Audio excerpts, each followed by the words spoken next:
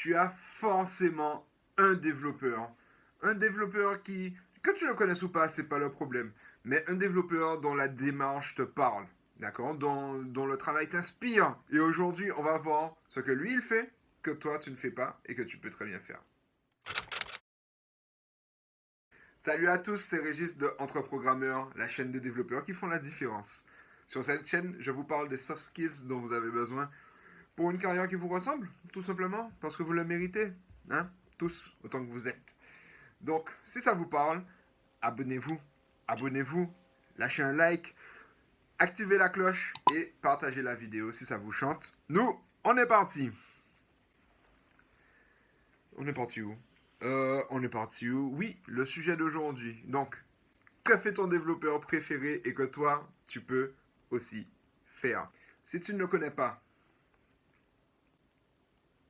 pardon, non, c'est tout le contraire en fait. Si tu le connais et qu'il ne te connaît pas, ça veut dire que tu en as entendu parler. Premièrement, ton développeur préféré gagne en visibilité. Si tu le connais et qu'il ne te connaît pas, c'est encore plus flagrant en fait. Parce que ça veut dire que tu en as entendu parler, que ça soit lors d'une conférence, à travers un blog qu'il tient, des articles qu'il écrit, que ça soit à travers des vidéos peut-être, que ça soit avec en live ou à travers des podcasts, tu en as entendu parler. D'accord. Tu en as entendu parler et tu t'es mis à suivre son travail parce que tu aimes bien le contenu qu'il te propose, etc. Et en fait, c'est marrant parce que pourquoi tu devrais gagner en visibilité? La visibilité va t'apporter la démarcation. D'accord. Si toi, tu es visible, tu te démarques des autres qui ne le sont pas.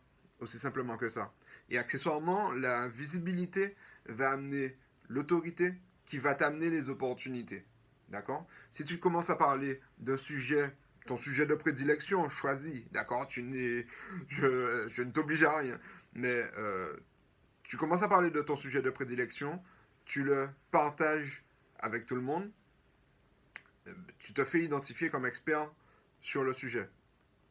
Et crois-moi, ton LinkedIn va s'affoler. Une fois que ça s'est fait, le LinkedIn s'affole à coup sûr. Je pense que tu peux demander à peu près à tout le monde, à tout ce que tu regardes. Personnellement, j'ai beaucoup aimé MPJ à l'étranger. En France, il y en a plein. Audrey Neveu, Captain Dev, euh, et j'en passe. Il y en a tellement à nommer. Enfin, il y en a beaucoup en France d'ailleurs. C'est vraiment positif. N'hésite pas à leur demander la prochaine fois dans quel état est leur LinkedIn en termes d'entrée, tout simplement, d'entrée d'opportunités, de relations. Je suis sûr qu'ils vont te dire que c'est la folie. Et ça pourrait être la folie pour toi aussi. Peut-être pas au même niveau. T'es pas obligé d'aller au national pour avoir les opportunités, ne serait-ce qu'en local. Gagner en visibilité, ça va faire du bien à ta carrière, ça va t'apporter aussi d'autres compétences, que ça soit tourner une vidéo, c'est pas anodin mine de rien, c'est même assez compliqué, monter sur une scène pour partager et recevoir des potentielles critiques de d'autres personnes, c'est pas évident, mais ça reflète des compétences que tu peux complètement remettre au service de ton employeur si tu es employé.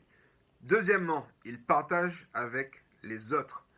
Et toi aussi, tu devrais partager avec les autres.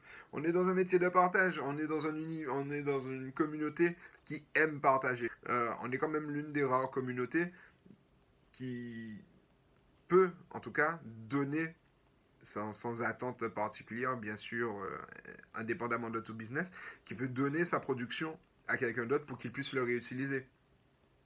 Voilà. Donc, que ce soit sur des projets open source, euh, partage avec les autres, n'hésite pas à aller sur des projets, à apporter ta petite contribution. Ça va, ça apporte toujours quelque chose de positif, ne serait-ce qu'au CV. Voilà, ne serait-ce qu'à toi aussi pour apprendre et grandir. Autrement, le partage peut se faire via la formation. Ton développeur préféré, je suis à peu près sûr qu'il a une école de prédilection où il aime bien aller donner des cours de temps en temps. Ça peut se faire en physique, ça peut se faire en ligne. Regarde sur les plateformes comme Udemy, Pluralsight et and so on. Il y a de fortes chances que tu risques d'en trouver certains. Alors en France, j'ai vu des gars en France qui ont mis sur Udemy. Ensuite, tous, peut-être pas. Voilà, peut-être même que tu as découvert ton développeur préféré en suivant une de ses formations. Tu aimes bien ce qu'il a, comment il présentait la chose, tu as continué à le suivre. Ton développeur préféré peut très bien s'engager dans des associations. Des associations, tu en as de toutes sortes, surtout autour du numérique, autour de la réinsertion, autour de la formation, encore une fois. Euh, des gars qui s'engagent en fait, des gars qui s'engagent et qui partagent leur savoir à qui veut en face. Ensuite, toujours dans la notion de parentage, et peut-être à une échelle plus proche, d'accord. Tu as peut-être, et je te le souhaite, tu as peut-être un gars avec qui tu travailles et, et qui partage avec les autres, qui prend de son temps pour... très souvent c'est le lead tech, d'accord. Très souvent c'est le lead tech, le gars prend son temps pour lire ton code, pour t'aider quand tu comprends pas quelque chose, pour débugger quelque chose, pour débugger un truc qui va pas, qui fait l'aller-retour avec les product owners, pour leur expliquer ce qui se passe, pour leur partager ce qui se passe, les choix qui ont été faits, les délais, etc. Bref, en plus de coder, le gars prend de son temps pour aller vers les autres.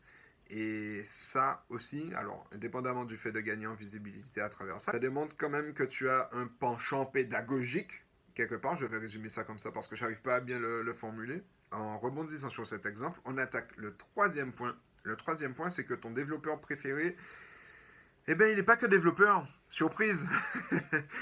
Il n'est pas que développeur. Déjà, si tu l'as croisé en conférence, il est peut-être conférencier à côté de ça.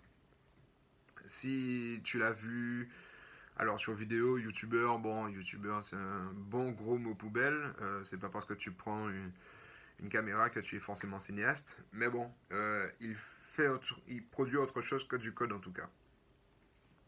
Autrement, s'il a été invité sur une scène pour être interviewé, il est peut-être entrepreneur. Il est peut-être entrepreneur, il est peut-être lead tech, il est peut-être CTO. Il y a beaucoup, enfin les DevRel, les advocates, ils montent beaucoup sur des scènes pour partager leur savoir, pour rencontrer des gens. Ça leur donne d'autant plus de visibilité qu'ils peuvent utiliser aussi bien pour leur poste que pour leur propre carrière en fait. Puisque là, il est identifié en tant que qu'expert sur la techno sur laquelle il partage et que personne qui sait communiquer. C'est tout pour cette fois.